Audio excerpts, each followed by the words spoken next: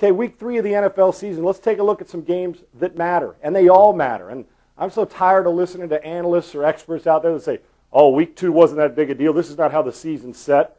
Yeah, it does matter. That's why we play 16. This isn't Major League Baseball where you got 162 games. You can go through a 12-game losing streak and still win a division. We don't have that. Every single game matters. Now, is your team as good in week 2 as they are in week 14? Maybe not.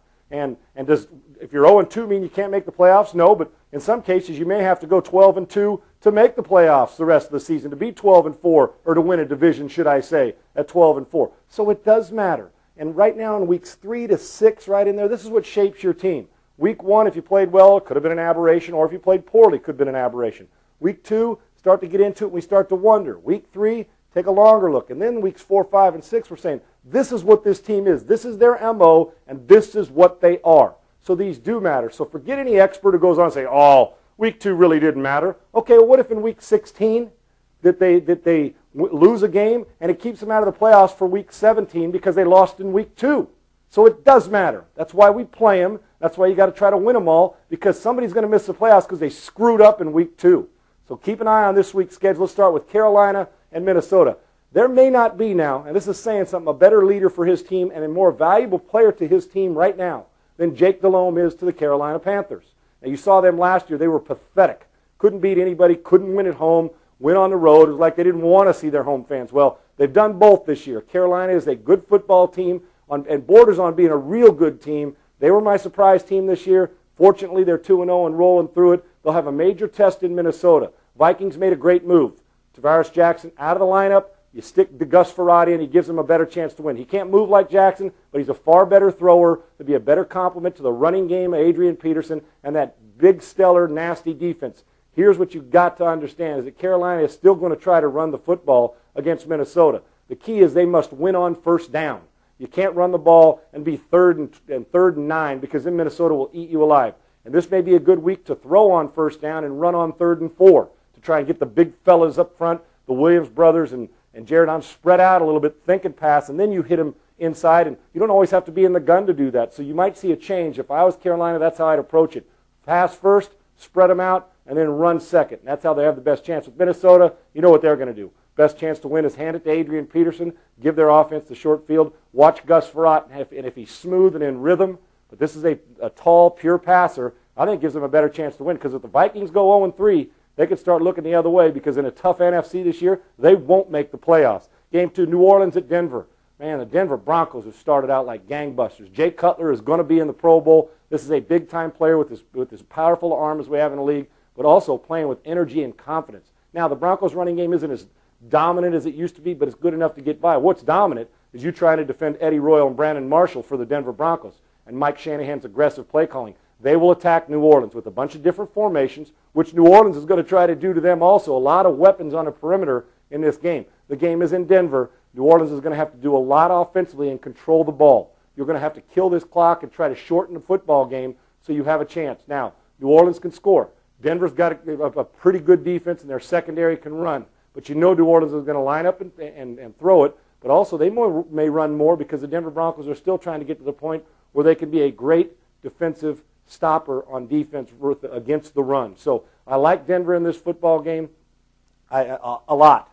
I like Denver a lot in this football game. They're at home, tough place to play, and New Orleans just gives me a lot of this. They're like a Dow Joneser. They're up and down, and right now with the economy going on, you don't want to be down, because right now a lot of that's going on. So the New Orleans Saints, if it continues to go as it goes, played pretty good Tampa, lost last week, maybe they'll pick up the tempo and play pretty good this week. So we'll see. But I'm taking Denver at home, just like I was taking Minnesota at home. Okay, third game, Jacksonville and Indianapolis. The Colts don't look the same. Great come-from-behind win. It's because the Vikings couldn't throw the football. That's why. But a great come-from-behind win, and Peyton Manning being Peyton Manning in the second half. No Bob Sanders.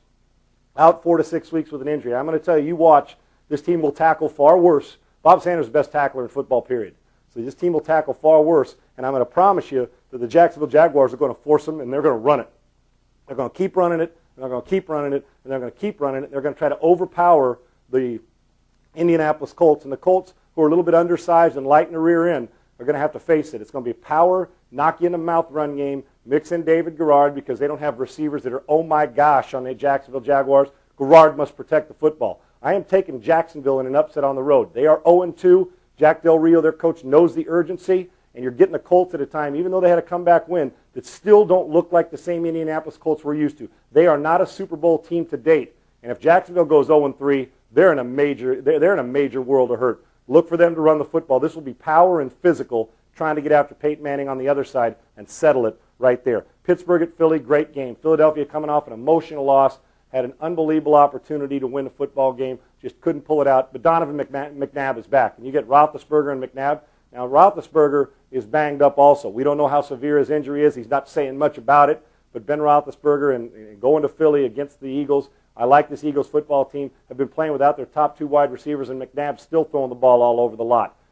Brian Westbrook, aside from LaDainian Tomlinson, is the best all-around back in this league, period. Not the best runner. That's Adrian Peterson. I get it. LT, best all-around. I'm talking about just who can do so much like LaDainian Tomlinson, who doesn't get enough credit. Westbrook. I like Philadelphia in this game at home. I think they're going to blitz. Now, they blitzed a lot against Tony Romo, and Romo beat him at times with the blitz. And Ben Roethlisberger's great at pushing the first guy off and sidestepping. Very underrated skill of his. But I still think Jim Johnson, the coordinator of Philly, is going to blitz, try to force a few turnovers, and believe that their corners can handle Pittsburgh's passing offense, the Hines Wards and Santonio Holmes. I think that's going to be a fun matchup. Whenever you play Philly, there's a chance at big plays. Philly must get to the quarterback, and an underrated now, and people thought they were not good this year. Their offensive line in Pittsburgh has played well, but I think Pittsburgh's going to have a hard time winning this game.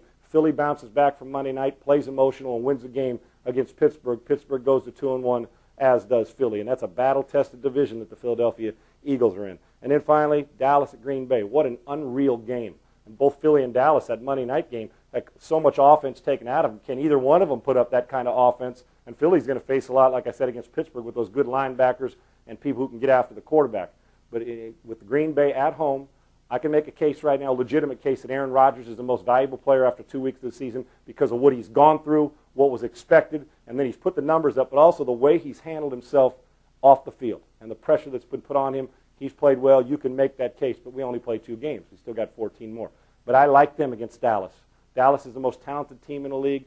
Can they muster up enough energy after that Monday night emotional win, going into Lambeau, which is one of the great venues in all of sports, and dealing with it? It'll come down to the last time Aaron Rodgers played in a significant game, he came in for an injured Brett Favre and played well against the Cowboys. So question here is can Aaron Rodgers do this again? Much more confident. I believe he can. I love the way he's playing. And you got 2 good defenses. The Cowboys are reeling after last week's defensive performance.